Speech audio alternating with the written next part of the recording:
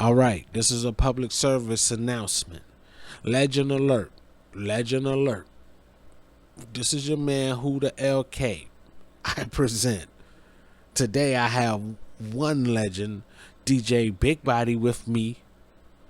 Two, on the screen, what you see, I have speech of Arrested Development with me.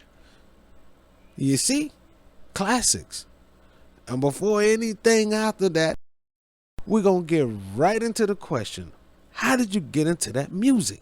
Honestly, it's something I've loved since I was a kid. I used to watch the Jackson 5 show. They used to have a Saturday variety show. And I think that was probably the first time that I knew I loved music. I wanted to do something in it. Then when I was 13, my dad owned a nightclub, and I fell in love with what the DJs did, like just watching them. So then I learned how to DJ, and then that was sort of my true entry into music. And then, of course, sampling and beat making and rhyming, all of that started coming a little later. So where did you get the name Speech from? And before that, what was your name? Because everybody got that first name. Well, I used to be called Peach, like because of my light skin complexion, and my head was rather large. People call me Peach. Exactly, you know what I'm saying? So yeah, they call me Peach, and I just put an S in front of it when I started rhyming. I was called Peach, Speech.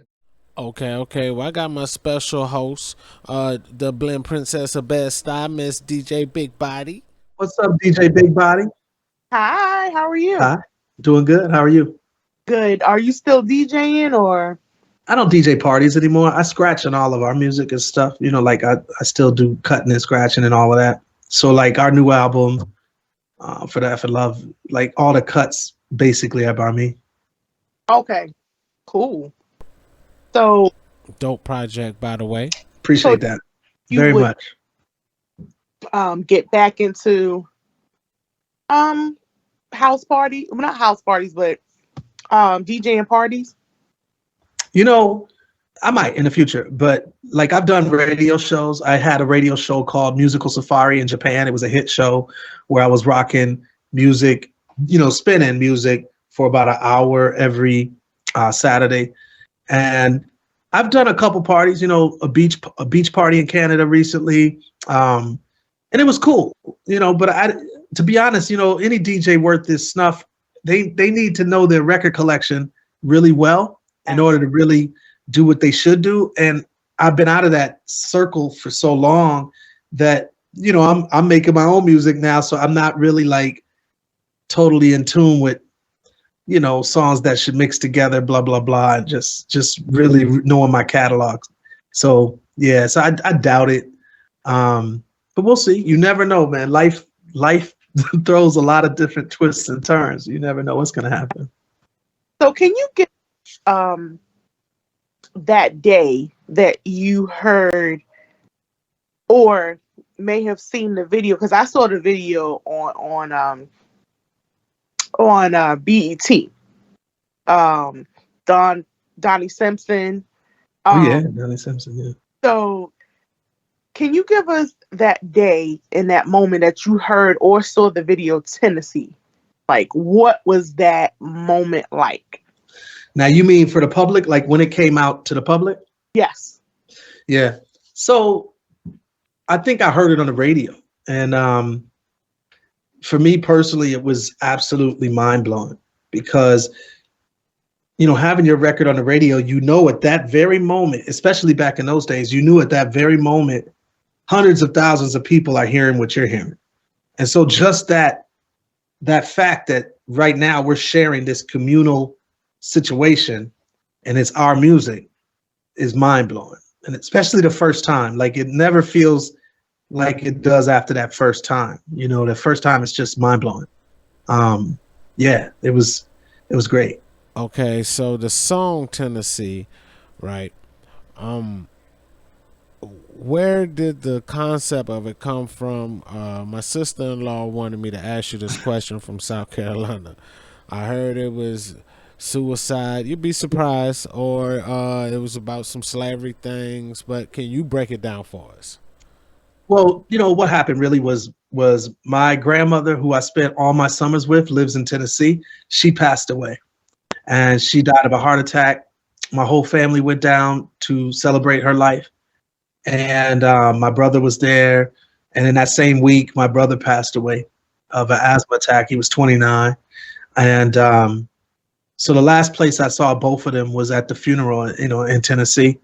So we had already finished our album. Our debut album was done, and I wanted to write that song as a dedication to them.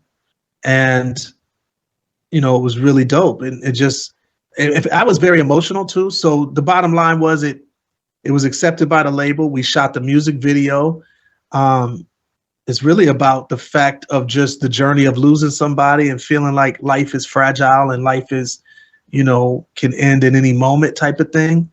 And so what do you think of because of that? You know what I mean? So, Lord, I really been real stressed, down and out, losing ground. Although I'm black and proud, problems got me pessimistic.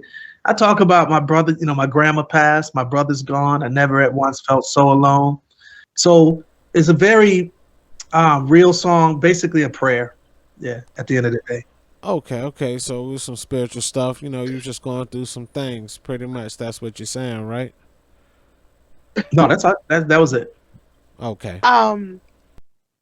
So is there anyone that you have not worked with that you can see yourself collaborating with? It could be a past person or a future person. Yeah, I love collaboration. I love working with artists. Like, it always makes the art more colorful when I'm able to hear what someone else brings to the table. So on this album for the F and Love that's out now, we got a ton of collaborations. Big Daddy Kane, Moni Love, Crooked Eye. We got Bumpy Knuckles. So many people on this record. The Sugar Hill Gang, if I didn't say them. So collaboration is very important to me. I love it. Some of the dream collaborations that I would love to do is Bob Marley, Tracy Chapman. Absolutely. The Beatles, for instance, Michael Jackson. My favorite artist ever, Prince, would be probably my first choice. Earth, Wind, and Fire would have been amazing. And even today, people like Eminem, I love to collaborate with. I think a Tribe Called Quest collaboration would be amazing. Jay-Z, Nas, Beyonce. These are people that I would dream of doing something with, and it'd be amazing. Okay, absolutely. So none of the newer stuff. Like some of the new artists out now. Well, the ones that I consider newer is like Kendrick Lamar. I would want to definitely collab with him. Okay.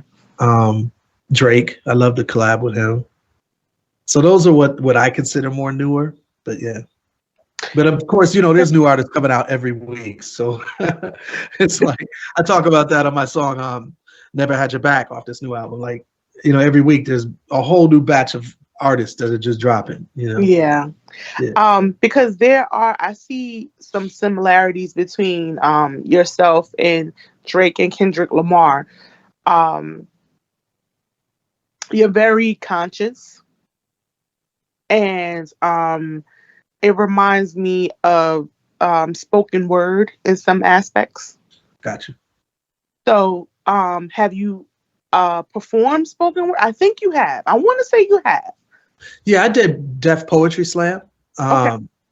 I did that. And I've done, certain spoken word events, but I'm not a spoken word artist by nature. But the genre of hip hop and rhyming and singing can, it can intermesh with spoken word at times, how you present your material and how you go about it. So it doesn't surprise me that it reminds you like that. And the truth is, I think, as far as depth and like deepness of the lyrics and content, a lot of the stuff I do has more of that. So a lot of spoken word goes deeper. You know what I mean? It's not just trying to be catchy or, repetitive. It's trying to go deeper into whatever subject matter, generally speaking. So. Right. And going back to one of your previous songs, Everyday People, that's actually one of my favorites. Thank I you.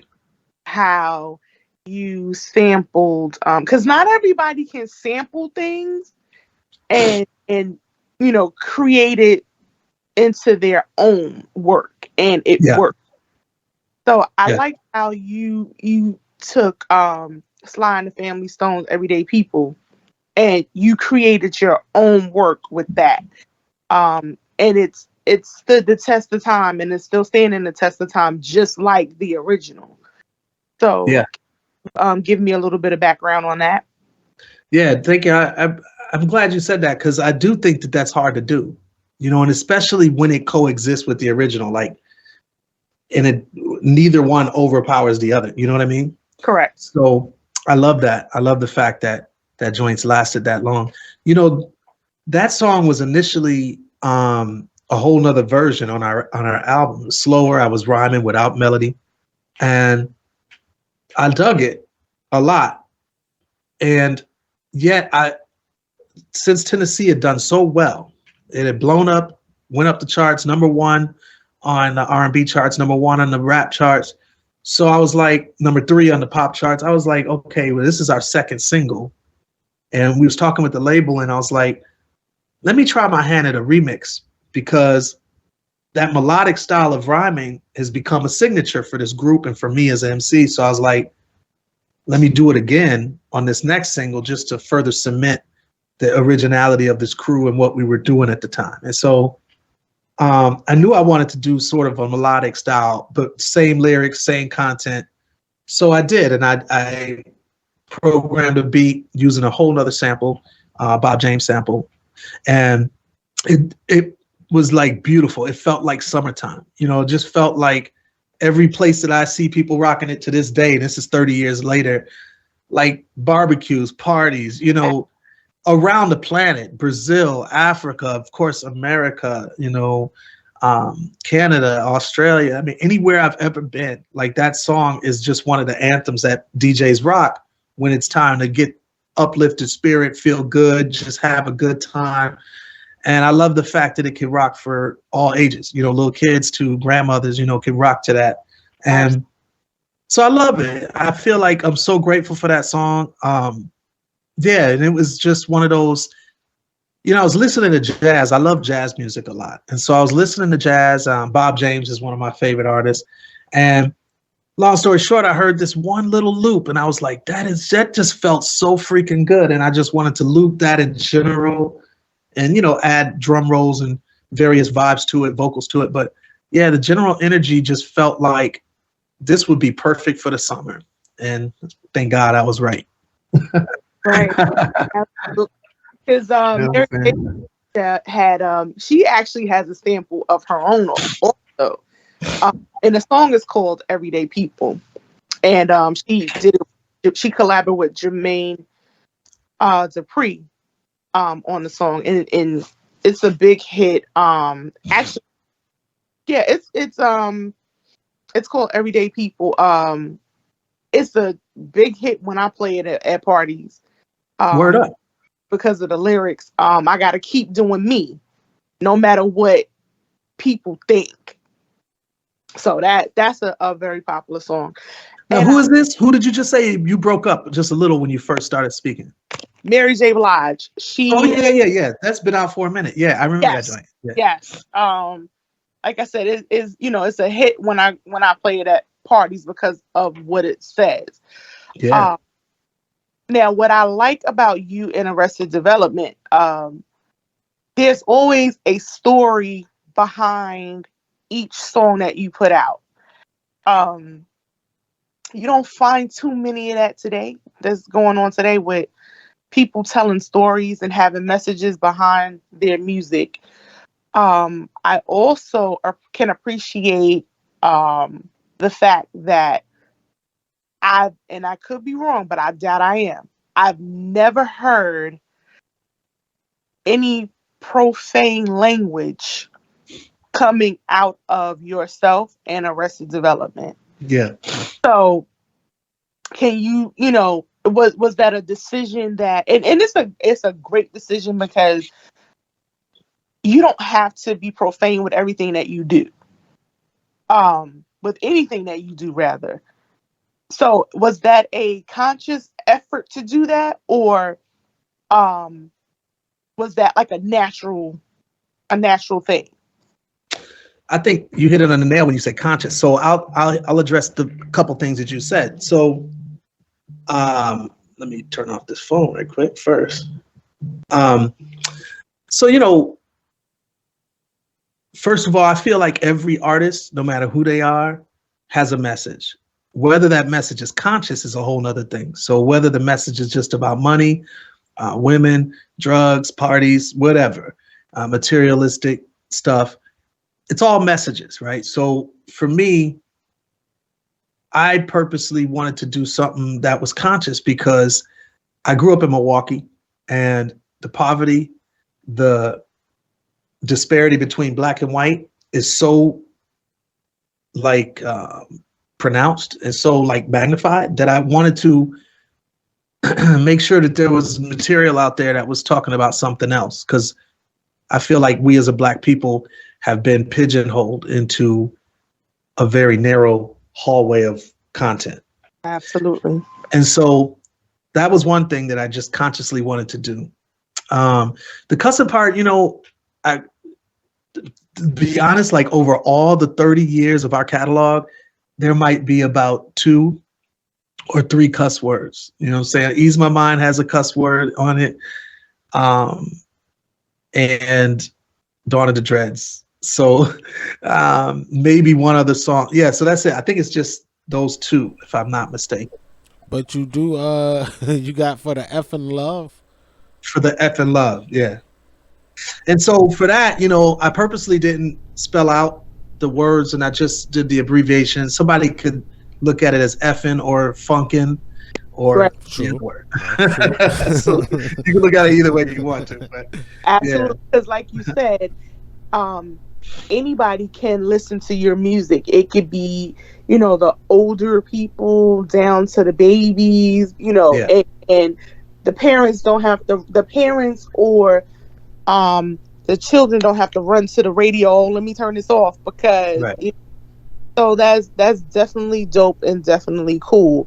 The music of, like I said, you're welcome. Like I said, the music of today, you can't do that. Like every second word is something. It is bleeped out to the point. It's no point to the song. Like it's exactly. It might as well just be instrumental. Yeah, it's very true. I did a documentary called The Nigga Factory. Okay. And it's on YouTube. And I invite your audience to check it out. It's free. Buddy. We will. And I talk a lot about that. I talk a lot about what is being promoted about us as a people. And a lot of people don't realize the music we're making here is so widespread throughout the world. Not only is it widespread throughout the world, it's many times and most times the only perception they have of black people. So when you go to a lot of European countries where there's not a lot of black people, or Australia or wherever, Japan, Asia, they're not around a ton of black people. It's mainly Asians in Asia, or in Japan in particular. And then there's mainly white people in Europe. So their only introduction to who we are as a people is a lot of times the rap that comes from over here in the television shows. So if they're watching, Housewives or Love & Hip Hop, or if they're watching or listening to hip hop, that's the most popular from here, then whatever that stuff is saying in it, that's what they're getting. Absolutely. And that's their perception. So absolutely. There's some people that get mad when they're overseas and they might catch it on camera and they'll put it up on social media and it'll go viral when someone may call us a nigga. Trust me, I've been overseas. Most of them think that that's what we want them to call us. Like, right. They don't have all the nuance that we have. Like, we understand in America, well, some people could say it, some people, like, there's a lot of rules that Americans talk about. But if you live in another country and that's not your full-time job to understand what's going on in America, and you hear song after song saying nigga this, nigga that, then that's what they feel. Oh, okay, well that's what it is. That's cool. You know what I'm saying? And so they'll say it a lot of times. And so people here will freak out like, man, he just called me. You know, it's like, well, it's because all the songs say it. So they're just repeating lyrics. You know, it's just like us. If I don't know what languages you guys speak. I don't speak any but English and slang. I speak English and slang. You know what I'm saying? So, but if you can imagine, if we heard records from Japan and it blew up over here, and there's certain lyrics being repeated, we don't know the entire message of the record. We don't know all the language. We don't get it, but we hear a certain chant and it's said over and over. Then, you know, we might just start repeating the chant. We don't understand the rules of Japan and how they run with things and what means what there. It's just a chant. And so I think we just don't, I guess really my point is we don't understand how powerful Black music is across the planet. Right. Absolutely. And so in hip hop, we used to say we make money. I mean, we make music for our block. We make music for our borough or our hood. And that may be cool, but we have to understand the facts of the matter is it reaches everywhere. And everyone's listening. So to me, I just decided to change up what we're doing in order to powerfully make a purposeful and intentional record that is still my heart, you know, like I just talked about Tennessee, but still it's intentional on not perpetuating the same old stereotypes about who we are as a people. Absolutely. It's funny that you mentioned television, because I had a conversation with one of my coworkers, a non-African American, and we had a conversation about it's this movie on Showtime, this show on Showtime that I don't know if it's still on season 2 coming out, about Big Meech and his BLM, BMF, yeah. BMF. That's right. Yeah, BMF, shows like The Wire. You know, all of that. And he's like, oh yeah, I've watched those shows. I love those shows. I said, see, I don't watch stuff like that. And I don't like stuff like that, because do you see how you can easily mistake that, that information and say and think that we all are like that. He's like, yeah, but no, I don't think like that. I said, but you're not getting what I'm saying. Yeah. Not you per se, but someone else can look at that and say, oh, this is how they really are. And they do. Many people do, you know. In fact, probably most people that are not Black do. And you could tell by the laws that are able to be passed, by the various things that people fight against. Like right now, they're fighting against critical race theory and teaching real history in the schools. Well, absolutely. That's because they don't feel like we are equal and worthy of the same representation that, for instance, Europeans and people from European descent get, you know. So on and on and on. I can go on forever about this topic because it means a lot to me. But yeah. Absolutely. So, and this is my last question. And I'll let the host come back. You're doing good, sis. Big body taking it over. Right? I like it. Over. That's a good question. Yeah. Go ahead and do your thing, sis. So, you've mentioned that you traveled all over the world. Where is your favorite place to be and perform? That's a great 2 questions to me, because my favorite place to be is probably different than my favorite place to perform. So Japan, I probably say is my favorite place to perform, because if Japan rides with you, they ride with you. And I mean, they speak Japanese, they will study your English lyrics, they will buy your projects, they will buy your merchandise, they will wait for your new record to come out and buy that. They will come to your shows and pay money to come. You know, they will rock with your new music. Like if you, like for instance, there's a lot of times when we want to do a show and we're going to do the classics like People Every Day and stuff like that, but we want to do some new stuff just to experiment with the crowd. And they're 100% down with it. And so they're going to rock with you. Not to mention, you know, they're just such a serving and humble society that, like, even the sound people and the stage people and the people setting up the mics and all of that, they take such care So it's a whole nother level of quality that you're going to get when you rock there. So that's probably my favorite place to perform. My favorite place to be is probably South Africa, like Johannesburg.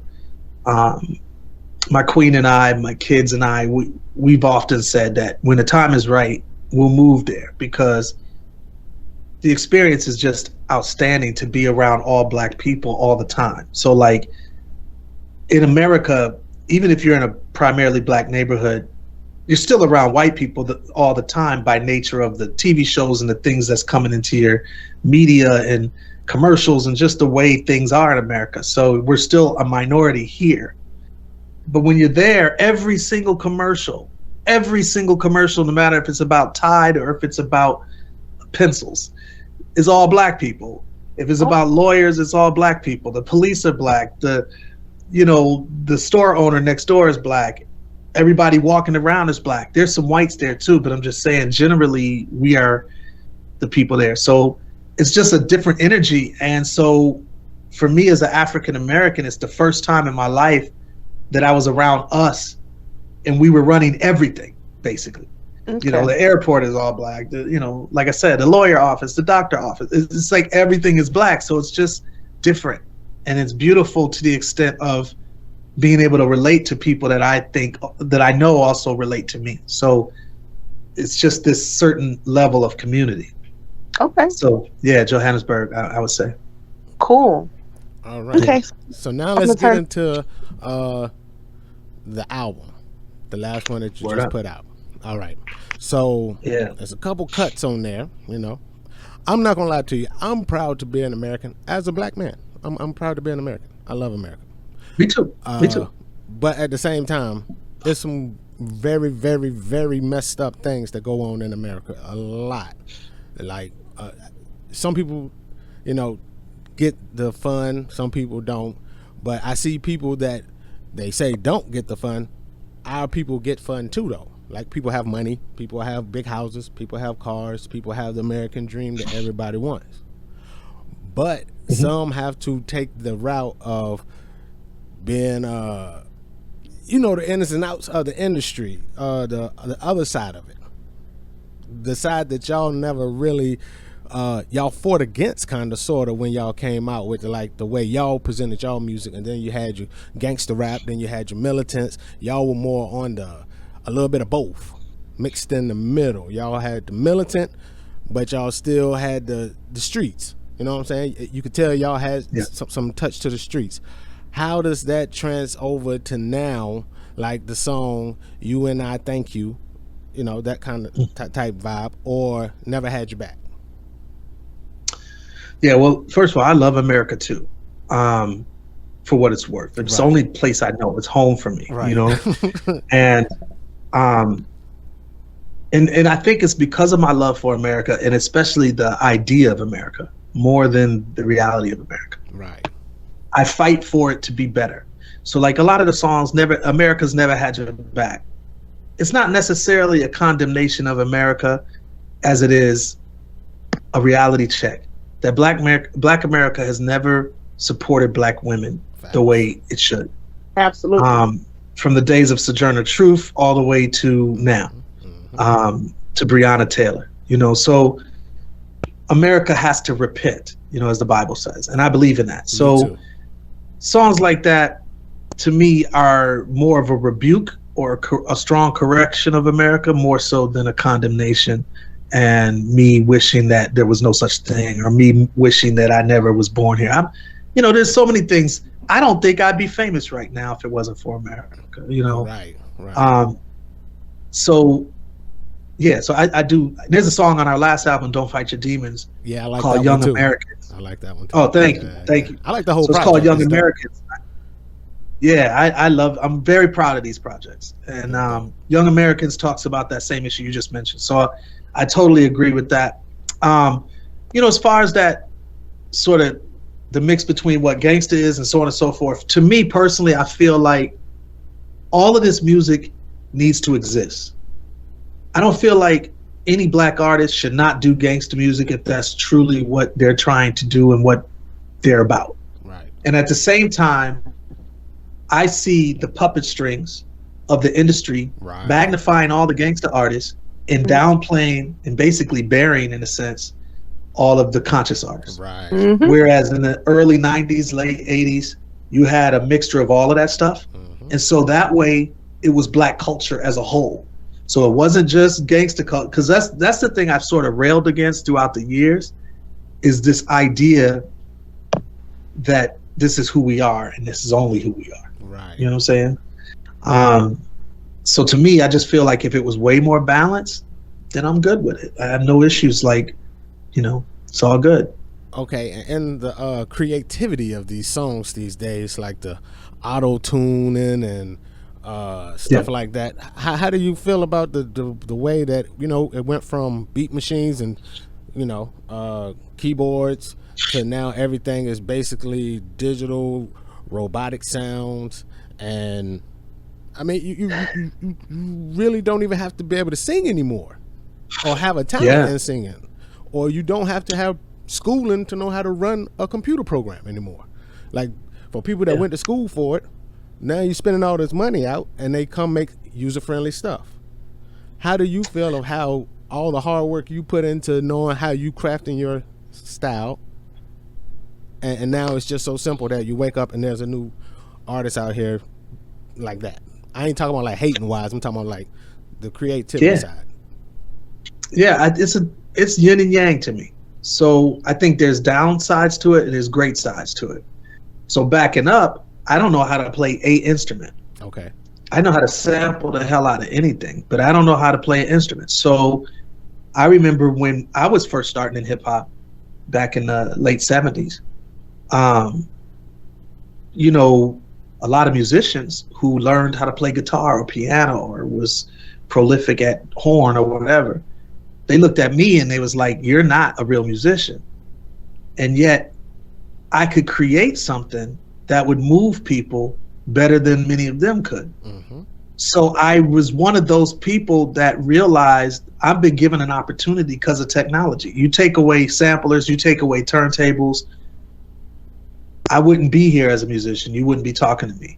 So I understand the need for technology to continue to exist, and for people that may not be prolific at one thing, but their ideas may bring a whole nother fresh, interesting something to the plate, you know. So I remember when Sucker MCs came out, right, in Hard Times by Run DMC. The simplicity of it was unheard of, because in rap, right before that, well, there was some Def Jam stuff too that was very simple, early Def Jam stuff like Jazzy J and stuff. But like prior to that, it was Sugar Hill Gang, which was basically a take on R&B. So it was, you know, songs like Freedom and Good Times from Chic and them, and you know, just transformed into rap, right? So then Run DMC came out with Sucker MCs, and it was just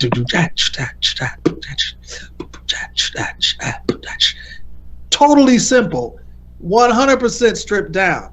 What I love about that was that it just shocked everybody. I think it shocked everybody with the simplicity, and it brought something new to the table that, to be honest, any prolific musician would have never thought of. Like, that dude or woman would have never thought of that. So I love it. On the pro side, I think that that's great. On the negative side, I think that it is teaching people to be lazy. Right. So the one thing I'll say about our sample generation is that we were sampling stuff, and by sampling stuff, we were learning musicality, because we were sampling John Coltrane and Bob James and James Brown and Funkadelic and you name it. Like, we're sampling all of this extremely talented musical material. And so by nature of crate digging, we were learning about who artists were, who played the bass on this stuff, when this stuff came out, the type of sounds and studio sounds that they was doing. Whereas the artists now, they're not sampling as much, and they're also just being spoon-fed sounds from a package, you know, that they can download online. And so they don't really know the music history too much, and they're disconnected from it. So there's pros and cons, and I feel like I wish sampling wouldn't have been attacked by the industry, because that's what happened with sampling. Like, the record labels and, more importantly, the publishing companies started realizing that sampling was a huge way to make money. So they started exorbitant fees on these artists for sampling. Like, to give you an example, my word Tennessee on Tennessee cost me $100,000. Good gracious, why? Just because the name? No, because they could do it. You know, it's like, if you want to put this song out, this is what we're going to charge you. And either you pay it. It's almost like the mafia in a neighborhood where you may be a store owner and you get somebody in the mafia come to you and like, well, if you want to be on this block without getting beat down or killed, you're going to pay me XYZ in order to own this store. That's what sampling had become in the industry. And so a lot of artists over time stopped sampling because it was costing too much to release the record and pay for all those samples. Understood. Yeah. Okay. Yeah. So, are you working on anything? Forgive me, I got a cold right now, so I'm like, you know. It's all good, brother. Yeah. Are you working on anything new for the 2022, or are you still pushing songs off of For the Effing Love? For the Effing Love, man, it's focused. We got a new single coming out real soon, a new music video. Okay. We just dropped the video for Never Had Your Back. It's ridiculous. Yeah, it is. Very proud of it. I like it. It's psychedelic. I mean, the video it's not psychedelic literally, but it's like, it's sort of weird. Like, if you get dizzy watching videos, don't watch this video. Yeah, it's cool though. I'm really loving the response in this record. It's been named Album of the Year. It's our second album in a row that have made numerous Album of the Year charts. And that's awesome. Our first single, Vibe, with Big Daddy Kane, Cleveland P. Jones. Yeah, that joint's climbing up the charts in Canada right now. It was at number 10. It moved to number 6 this week. So it's a lot of love. How did you make that connection with Big Daddy Kane? Well, you know, I've been a fan of Kane from back in the day, you know, because he was out before me. He was out in the 80s. We came out in the 90s. But then KRS-One called me a while back, and we're cool. And he had asked me to go on tour with him and Kane. Okay. And what I didn't realize, it wasn't just me opening it and KRS-One or Kane closing. It was all three of us on stage, and we would go back and forth song by song. So we did that, and we enjoyed, you know, the vibe of that, and just stayed in touch over the years. And so when we were making this record, me and the producer Configure was like, we need to put somebody that's really smooth, somebody with crazy bars and lyrics, and put them on this song Vibe. And so we called Kane first, because that was our first choice and hope. But we also called the legendary CL Smooth. We called the legendary Drez from Black Sheep. And so on that particular joint, those were some of the people we thought would be really dope. And Kane wrote back, you know, and called back. And obviously jumped on it and got in the video too, which was a blessing. It was a lot of God synergy, you know, and timing, because you know, to get Kane anywhere is hard because his schedule's busy and our schedule's busy. But we got him. That was dope good. Too. And he killed it too. He get on it. He still he did his thing. So will we ever see you on a Versus? Who would be a good match for you if you did do Versus? That's a good question. You know, I mean, there's so many people that I think people compare AD to. Common. So yeah, like Common, Talib, maybe, you know, maybe The Roots, maybe Diggable Planets, you know, who knows? Right. I would definitely do a Versus though. So, because to me, Versus, for me personally, it's a celebration of the music more so than the battle. Right. You know, it's just celebrating that era or whatever that music is that artist is bringing to the table. So, I love the fact that it exists. I think it's very important, and I would be honored. Yeah. And it also brings about an appreciation for the culture back then, so that the newer artists or the newer generation can appreciate what was going on back then as well as now. Yeah. Yep. Agreed. Well, all right. So, brother, I know you got another interview to get to, so I know you got probably a little space you got to get in between time to get right for that one. So, unless you got more time, I don't know. It's been 40 minutes. I could do 5-hour one with you. No lie. This is an honor. Like I'm very honored that you came through and showed us the love. Definitely. Well, I appreciate it, y'all, very much. Thank you for having me. It's my pleasure to be on here with y'all, and God bless you. I pray for this radio show to continue to just thank you, up sir. and up, Appreciate elevate. That. Yes, Thank that means you. a lot. Yeah. When the hard stuff comes, will I rise up? Can I handle it?